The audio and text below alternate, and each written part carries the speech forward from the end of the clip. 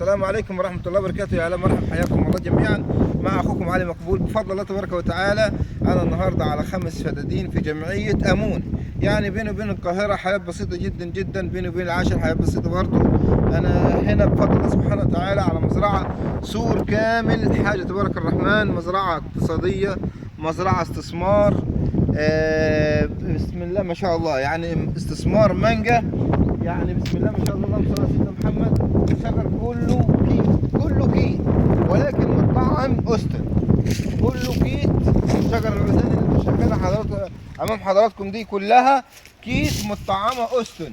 شجر بسم الله ما شاء الله منتج من الدرجه الاولى، شجر اجنبي بسم الله ما شاء الله، مزروع بطريقه صحيحه ومتنظف وبيشرب ميه نيل. والمزرعه يعني بداخلها خطين كهرباء، خط 3 فاز وخط 220. يعني بسم الله ما شاء الله، اللهم صل على سيدنا محمد صلى الله عليه وسلم. في عليها استراحه صغيره هنا ورا، ممكن تلمحها كده بعد يا باشمهندس. عليها استراحه صغيره هنا، تمام، مع معلف كده، معلف بسم الله ما شاء الله بيشيل لي ما يقارب من 15 راس بهيم.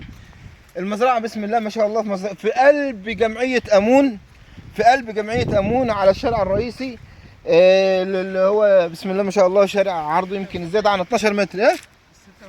ال 76. لا بسم الله ما شاء الله، حياة تبارك الرحمن. اللهم صل على سيدنا محمد صلى الله عليه وسلم. زي ما انتم شايفين مزرعة استثمار، يعني بتخش في 700,000 بسم الله ما شاء الله انتاج سنوي، فيما ازيد كمان. تمام. بالنسبة هنا المزرعة يعني تبني عليها فيلا زي اللي حواليك، زي جرانكس من اليمين من الشمال. انت شايف انت جمعية امون من انظف واذكى الجمعيات. بالنسبة للورق يعتبر خلاص هي ملك، تمام. ولكن بالنسبة للورق يعني العقد الاخضر يعني بتدفع حاجات بسيطة تقريبا وتطلعه من الجمعية بتخلص الورق مع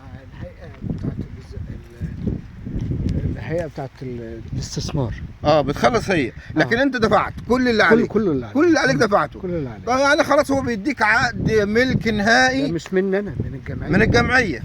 تمام. وتنازل في الشهر العقاري وكارت الفلاح. لا يعني حاجة بسم الله ما شاء الله تشتري وانت مطمن.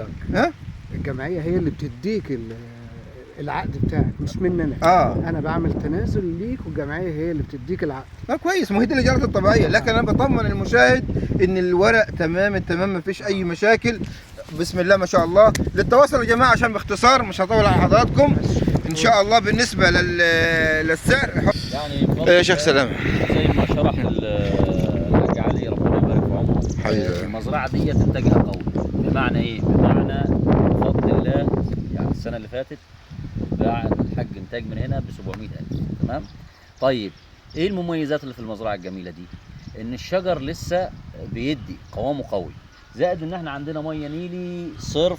بسم الله ما شاء الله، اللهم صل على شبكه خراطيم حديثه في الارض، يعني الارض فيها شبكه خراطيم حديثه، فيها استراحه وفيها معلف، واحنا قريبين. يعني انت ممكن تصحى من النوم من القاهره توصل لنا هنا في اقل من 10 دقائق، مثلا نص ساعه دقيقه بالظبط. 30 دقيقه تكون هنا. طيب سعر الارض هيكون طبعا على رقم الحاج علي، سعرها جميل ومعقول يعني.